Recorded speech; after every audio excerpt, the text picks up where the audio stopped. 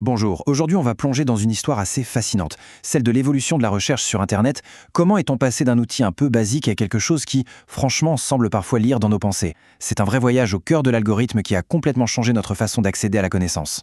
On se rappelle tous, je pense, de cette époque un peu frustrante des débuts d'Internet. On tape une question et les résultats n'avaient souvent ni queue ni tête. C'était le vrai chaos numérique et c'était le problème qu'il fallait absolument résoudre. Vous savez, on raconte souvent l'histoire de la tech à travers ses grands fondateurs, mais en coulisses, il y a des esprits brillants qui ont totalement redéfini les règles du jeu. Et c'est justement l'un de ces esprits qui a été l'étincelle de ce changement monumental. Alors, pour bien saisir l'ampleur de la révolution, il faut se remettre dans le contexte. À quoi ressemblait le web avant tout ça? Eh bien, c'était un joyeux bazar, un vrai chaos numérique. Au début, le problème était assez simple en fait. Les moteurs de recherche comme AltaVista, pour ceux qui s'en souviennent, se contentaient de compter les mots-clés. On cherchait comment réparer un pneu et on tombait sur 2 pages qui répétaient réparer, pneu, comment en boucle. Mais est-ce que le contenu était bon, utile? Aucune garantie.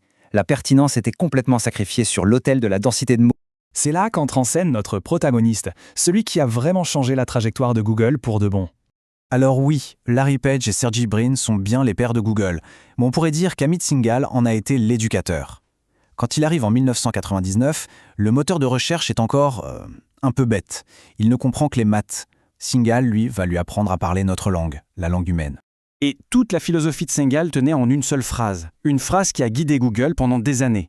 Ne pas donner ce qu'on tape, mais ce qu'on cherche vraiment. L'objectif, ce n'était plus de faire correspondre des mots, mais de décoder une intention, un besoin. La nuance est énorme. Et concrètement, qu'est-ce qu'il a fait? Eh bien, dès 2001, il a fait un truc de fou. Il a entièrement réécrit l'algorithme de classement. C'est lui qui a commencé à apprendre à Google qu'un article de fond écrit par un expert avait bien plus de valeur qu'une page bourrée de mots-clés. C'est ça qui a jeté les bases d'un moteur de recherche vraiment plus intelligent. Allez, on passe maintenant à la révolution conceptuelle que la philosophie de Singhal a déclenchée. C'est là que la magie commence vraiment à opérer. Le tournant, il est là, dans cette idée de passer des chaînes de caractères aux choses.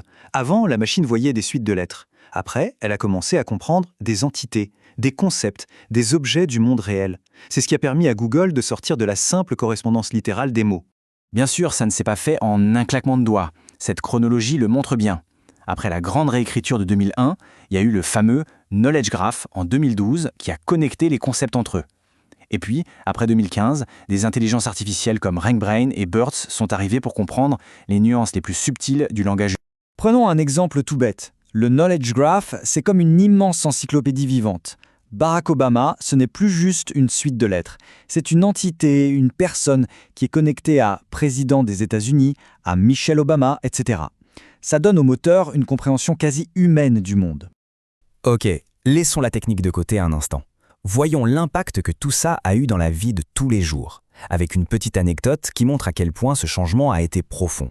Imaginez un peu la scène, un chercheur qui tape sa requête à toute vitesse, pleine de fautes d'orthographe, de grammaire, bref, une recherche complètement bancale. Avec l'ancien système, ça n'aurait absolument rien donné.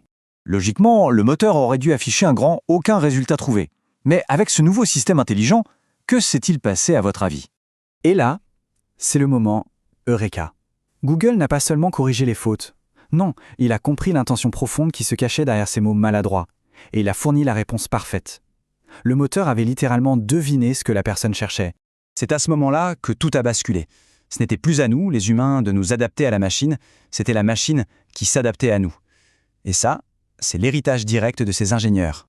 Bon, une fois que Google a su comprendre ce qu'on disait, l'étape suivante était assez logique. Il devait aussi apprendre à juger si l'information était fiable. C'est là qu'arrive ce concept d'EAT. Ça veut dire expérience, expertise, autorité et fiabilité. Trust en anglais. L'idée, c'est qu'il ne suffit plus de répondre à une question, il faut le faire de manière crédible. Chaque pilier a son importance. L'expérience pour les conseils du quotidien, l'expertise pour les sujets pointus, l'autorité pour la réputation et la fiabilité, qui est la base de tout. Alors comment on fait pour s'adapter à ce Google moderne? En fait, il ne s'agit plus de petites astuces techniques. Non, l'idée c'est de se concentrer sur l'intention réelle de la personne qui cherche, d'utiliser un vocabulaire naturel et riche, de rendre son contenu hyper lisible et surtout d'apporter quelque chose d'unique, une vraie valeur ajoutée. Pour conclure, prenons un peu de recul pour voir l'impact que tout ça a eu sur notre société. Ce qu'ont fait ces ingénieurs, c'est bien plus que de la tech. En apprenant au moteur à nous comprendre, ils ont fait tomber des barrières. Que l'on soit un agriculteur qui cherche une technique ou un chirurgien qui vérifie une procédure, le savoir est devenu quasi instantané pour tout le monde. Du coup, le message pour tous ceux qui créent du contenu en ligne aujourd'hui est limpide. Face à un algorithme qui devient de plus en plus humain, la seule chose qui compte vraiment, c'est l'authenticité et l'expertise. Bref, il faut penser aux humains avant tout. Et tout ça, ça nous laisse avec une question assez importante finalement. Si la technologie qui nous ouvre les portes du monde devient plus humaine, plus intuitive, quelle est notre part de responsabilité, en tant qu'utilisateur et créateur, dans la façon dont on l'utilise et dont on la nourrit? C'est une réflexion qui, je pense, vaut la peine d'être menée.